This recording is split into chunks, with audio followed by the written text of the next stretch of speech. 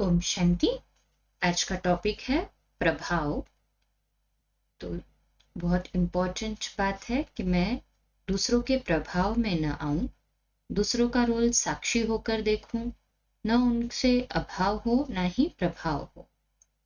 तो मैं विनम्र बनूं, दूसरों से समन्वय बनाए रखूं तथा उनके साथ ठीक ढंग से कार्य करूं, परंतु मैं उन जैसी न बनूं। दूसरे लोग प्रभावित हो सकते हैं उनके स्वयं के अहंकार से, उनकी अपनी नकारात्मकता से या मन की साधारण स्थिति से। पर इसका अर्थ ये नहीं कि मुझे प्रभावित होना है। मुझ में इतनी सत्यता होनी चाहिए कि दूसरे भी सच्चे बन जाए। मेरी आंतरिक स्थिति ऐसी होनी चाहिए कि न केवल मैं दूसरों के नकारात्मक विचारों से अप्रभावित रहूं, बल्कि मेरी उपस्थिति मात्र का सकारात्मक प्रभाव सारे नकारात्मक प्रभावों पर छा जाए। यही है सच्ची आध्यात्मिक अनासक्ति। स्वयं को आध्यात्मिक प्राणी के रूप में अनुभव करना अत्यंत आनंददायक है। चेहरे पर वह आभा जो ईश्वर के समीप आने से आती है, मुझे इसे कभी छुपाना नहीं चाहिए। पहले जो कार्य मैं अहंकार के आधार पर किया करती थी, अब वे कार्य प्रेम के आधार पर किए जा सकते हैं। इसके लिए जीवन रूपी नाटक में साक्षी होकर इसका खेल का आनंद लेना है। गुजरता हुआ हर पल नाटक की गुजरती भूमिका की तरह है। हम सभी अभिनेता हैं और अपना अपना पार्ट बखूबी निभा रहे हैं। एक अभिनेता दूसरे अभिनेता के रोल पर ध्यान केंद्रित करके निरंतर उसकी आलोचना नहीं करता। वह केवल अपनी भूमिका का निर्वाह करता है और उसे यथाशक्ति श्रेष्ठ रूप से निभाता है। ये जीवन नाटक है, शाश्वत, पूर्व निर्धारित और यथार्थ। अन्य कोई जो कुछ कहता या करता है वह उसका रोल है, न कि मेरा।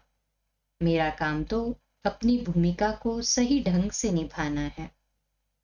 श्रेष्ठ विचार ही सारे नाटक को उपयुक्त बनाते हैं। स्वयं को निज भूमिका से अलग करने का अभ्यास कीजिए और अपने रोल में निहित सत्यता को समझिए। तब आप स्वयं को पाएंगे।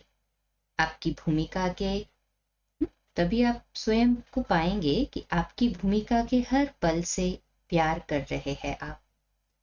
जीवन रूपी इस नाटक से ऐसा क्यों हुआ, इस प्रश्न का उत्तर भी आपको मिल जाएगा। अब जीवन रूपी नाटक को दूसरे एंगल से भी देख सकते हैं। तो कभी ये विचार मत करो कि आपको इस जीवन रूपी नाटक में कोई भूमिका नहीं चाहिए। ऐसा तो संभव ही नहीं है। इन बातों को विस्तार से समझना बेहतर है। ज्ञान की सामर्थ्य से आप अपने दुख दूर कर सकते हैं, स्वराज्य अधिकारी बन सकते हैं और दूसरों को भी स्वराज्य अधिकारी बना सकते हैं।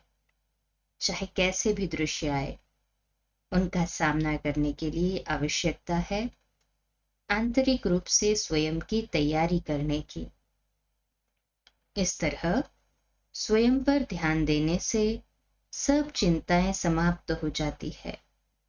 तब विकट परिस्थितियां भी साधारण घटनाओं जैसी लगेंगी। वे आएंगी और चले जाएंगी। आपका मन उन्मुक्त, प्रसन्न व समर्थ रहेगा। इन्हीं भावों का आप दूसरे के साथ भी आदान प्रदान करेंगे। अब तीसरा नजरिया जीवन रूपी नाटक का। हमें सिर्फ एक काम करना है।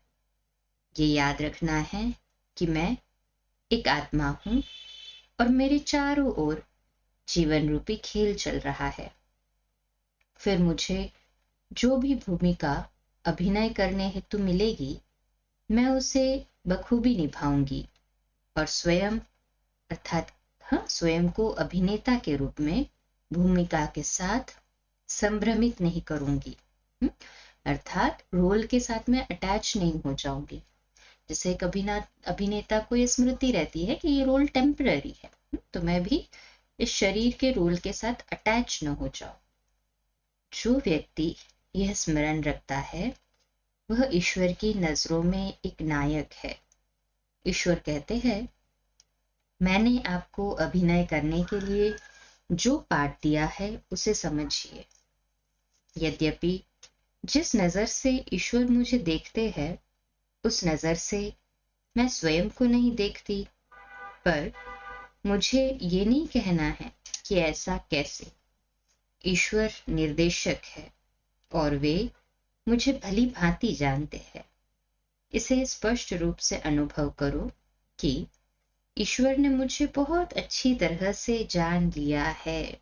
तो ना ही किसी में अटकेंगे, ना ही लटकेंगे, ना ही फंसेंगे, और ना ही कभी ये प्रश्न उठेगा कि ऐसा क्यों। अच्छा, कल सुबह अमृत वेला मेडिटेशन 3:30 से 4:30, प्रातः मुरली क्लास 4:45 बजे और रात्रि क्लास 8:45 बजे। ओम शांति।